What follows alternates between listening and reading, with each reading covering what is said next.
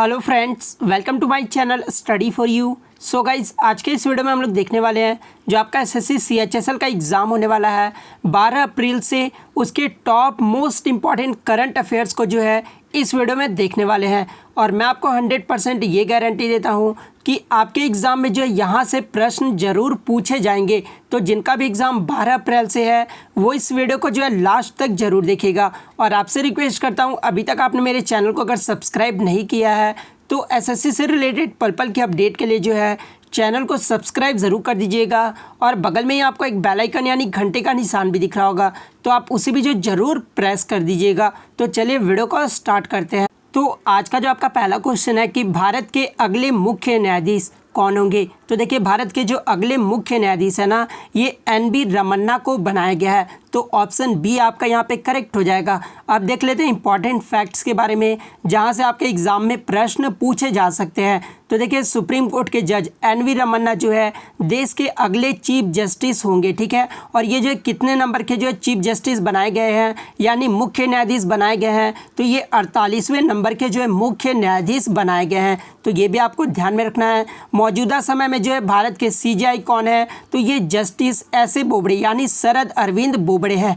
तो ये भी आपको ध्यान में रखना है। और एग्जाम में अगर इस प्रकार से प्रश्न पूछा जाए कि भारत के 48वें नए मुख्य न्यायाधीश कौन बने हैं, तो देखिए 48वें नंबर का अगर क्वेश्चन में मेंशन किया रहे ना, तो 48वें नंबर के जो नए मुख्य न्यायाधीश है ना, ये एन.वी. रमन्ना को बनाया गया है। तो ऑप्शन डी आपका यहाँ पे करेक्ट हो जाएगा। और क्वेश्चन अगर ये पूछा जाए कि भारत के 47वें मुख्य न्यायाधीश कौन बने थे, तो देखिए अगर 47वां पूछा जाए तो भारत के जो 47वें मुख्य न्यायाधीश है ना, ये शरद अरविंद बोबड़े को बनाया गया था। तो ऑप्शन बी आपका यहाँ पे करेक्ट हो जाएगा। उसके बाद इंपॉर्टेंट फैक्ट्स ये देख लेते हैं जहाँ से प्रश्न पूछे गए हैं। तो भारत के पहले मुख्य न्यायाधीश कौन थे, तो देखिए भारत के जो पहले सीजेआई थे ना, ये श्री एच.जे. कानिया थे। तो ये भी आपको ध्यान में रखना है। बात कर ले सर्वोच्च न्यायालय के न्यायाधीशों की नियुक्ति, ये जो है किसके द्वारा किया जाता है, तो देखिए सर्वोच्च न्यायालय के न्यायाधीशों की जो नियुक्ति है ना, ये राष्ट्रपति के द्वारा किया जाता है। तो ये भी आपको ध्यान में रखना है। वर्तमान में जो है हाई कोर्ट की संख्या पूछी जाती है, तो देखिए वर्तमान में जो है 25 उच्च न्यायालयों की संख्या है। तो ये भी आपको ध्यान में रखना है, यानी 25 उच्च न्यायालय की जो है संख्या है। नेक्स्ट क्वेश्चन आपका यहाँ पर है कि हाल ही में जारी अंतर्राष्ट्रीय बौद्धिक संपदा सूचकांक 2021 में जो है भारत किस स्थान पे रहा है, यानी 2021 में जो है इंटरनेशनल इंटेलेक्चुअल प्रॉपर्टी इंडेक्स में जो है भारत कौन से रैंक पे रहा है, तो भारत जो इसमें 40वें रैंक पे रहा है। तो ऑप्शन ए आपका यहाँ पे करेक्ट हो जाएगा।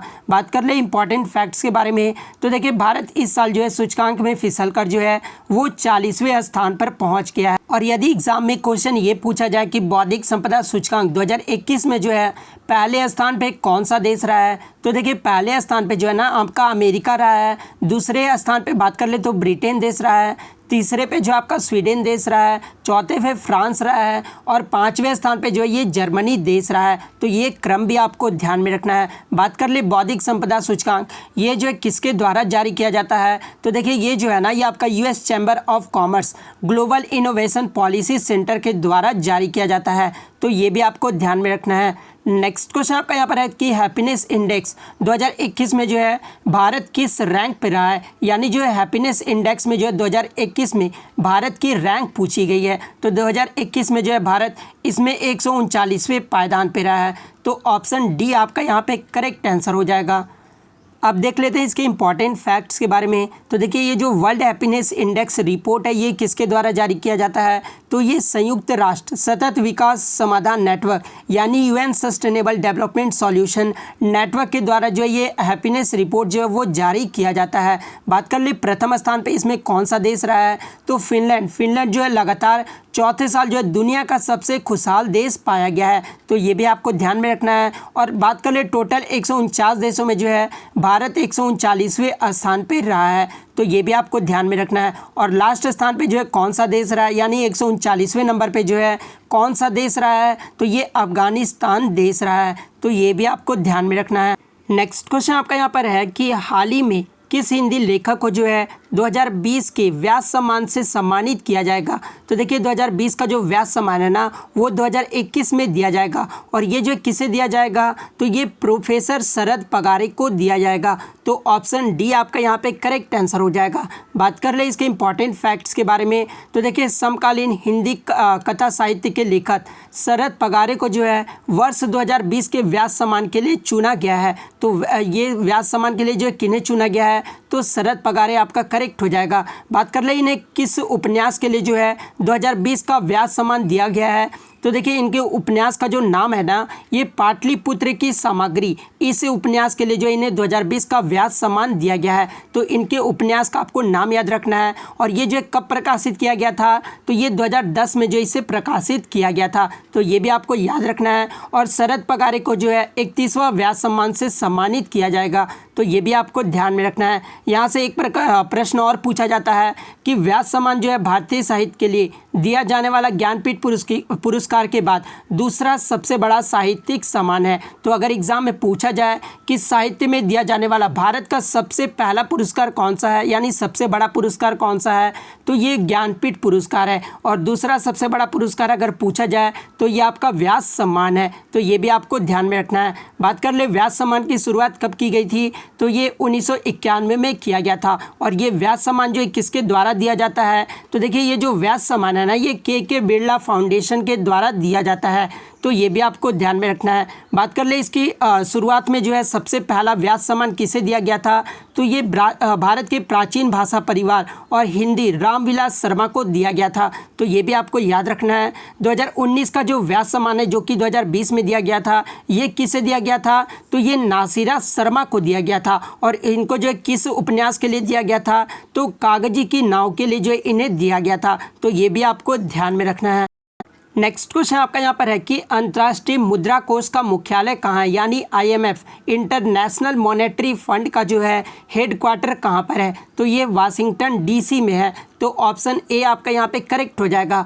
बात कर ले इंपॉर्टेंट फैक्ट्स के बारे में, तो देखिए IMF के जो वर्तमान में प्रमुख है ना, ये क्रिस्टालिना जॉर्जिवा है, तो ये भी आपको ध्यान में रखना है। मुख्य अर्थशास्त्री कौन है, तो ये गीता गोपीनाथ है। IMF की स्थापना कब हुई थी, तो ये 1945 में हुआ था। और IMF में जो सदस्यों की संख्या है ना, वो 190 है, तो ये भी आपको ध्यान में रखना है। यहाँ से एक प्रश्न और पूछा जाता है, यूनाइटेड नेशन यानी UNO यानी संयुक्त राष्ट्र संघ के जो है वर्तमान में महासचिव कौन है, तो देखिए UNO के जो वर्तमान में महासचिव है ना, ये एंटोनियो ग्यूटेरस हैं, तो ये भी आपको ध्यान में रखना है। इसकी स्थापना कब हुई थी, तो 24 अक्टूबर 1945 को हुआ था। इसका मुख्यालय कहाँ पर है, तो UNO का जो मुख्यालय है ना, ये न्यूयॉर्क में है, तो ये भी आपको ध्यान रखना है। और UNO में सदस्यों की संख्या कितनी है, तो 193 सदस्यों की संख्या है, तो ये भी आपको ध्यान में रखना है। नेक्स्ट क्वेश्चन आपका यहाँ पर है कि हाल ही में UIDAI के नए CEO कौन बने हैं,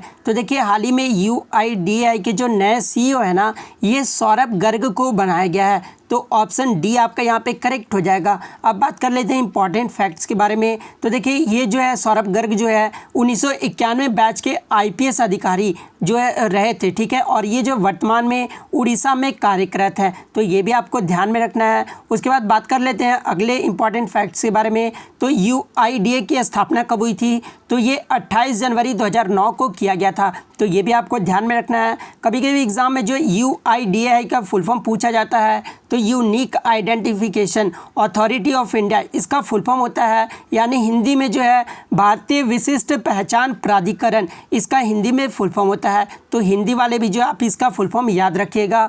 उसके बाद बात कर लेते हैं ये जो आधार कार्ड है ना, ये आपका किसके द्वारा इशू किया जाता है, तो देखिए आधार कार्ड जो है ये आपका UIDAI के द्वारा जो है इशू किया जाता है। आधार कार्ड में जो कितने डिजिट होते हैं, तो 12 डिजिट का जो आपका आधार कार्ड होता है, तो ये भी आपको ध्यान में रखना है। और ये जो आपका आधार कार्ड है ना, ये विश्व का लार्जेस्ट बायोमेट्रिक ID सिस्टम भी है, तो ये भी आपको ध्यान में रखना है। और आधार कार्ड जो है आपका एक पहचान पत्र है, तथा ये जो है आपका नागरिकता का प्रमाण पत्र नहीं है, यानी नागरिकता का प्रमाण पत्र आपका कौन सा होता है, तो वोटर ID होता है, तो ये भी आपको ध्यान में रखना है। नेक्स्ट क्वेश्चन आपका यहाँ पर है सॉरी यहाँ से एक प्रश्न और पूछा जाता है कि सबसे पहला जो आधार स्कीम जो है ना ये किस राज्य में लागू किया गया था। तो देखिए सबसे पहला जो आधार कार्ड जो आपका लागू है ये आपका महाराष्ट्र राज्य में किया गया था। और कब किया गया था, तो 29 सितंबर 2010 में लागू किया गया था।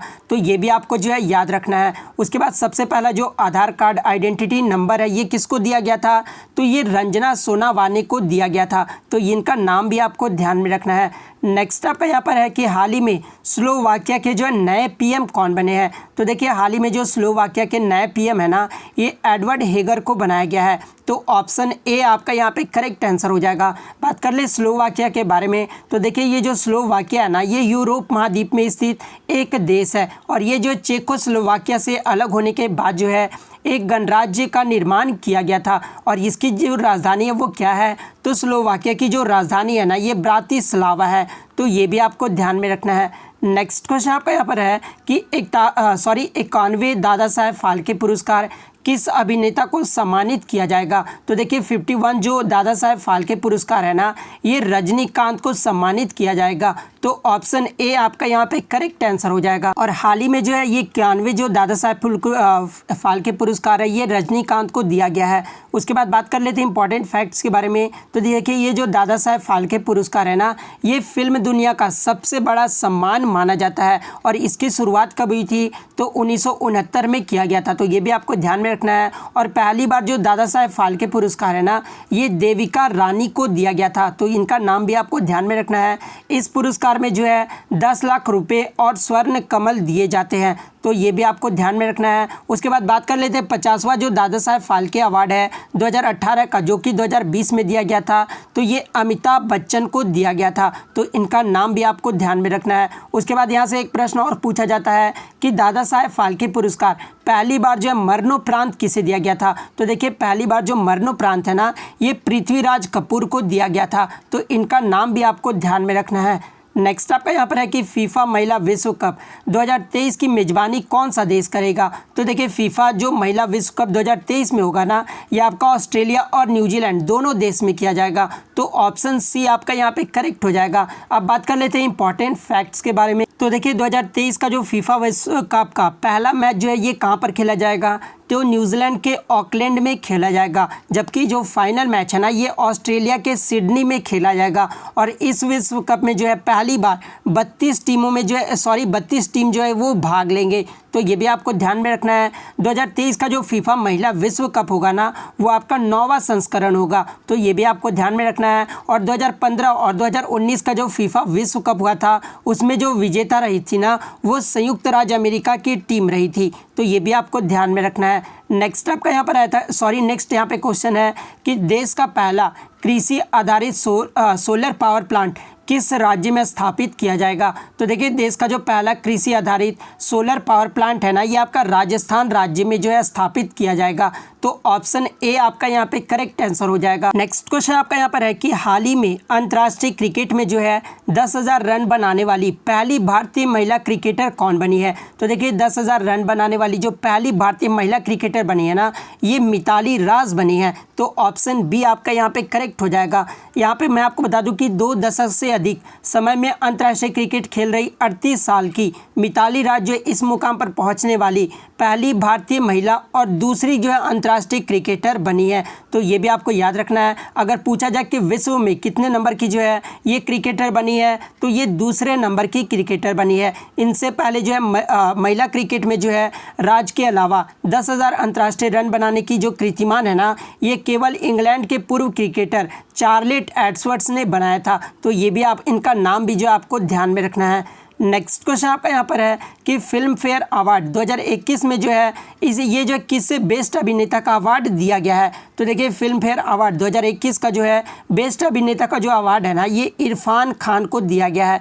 तो ऑप्शन ए आपका यहाँ पे करेक्ट आंसर हो जाएगा। अब देख लेते हैं इसके इंपॉर्टेंट फैक्ट्स के बारे में। तो देखिए ये जो है वर्ष 2021 में फिल्म फेयर अवार्ड के 66वां संस्करण था। तो कौन सा संस्करण था, तो ये 66वां संस्करण था। इसका जो आयोजन है ये 27 मार्च 2021 को मुंबई में किया गया था। तो ये भी जगह भी आपको याद रखना है कि कहाँ पर किया गया था, तो मुंबई में किया गया था।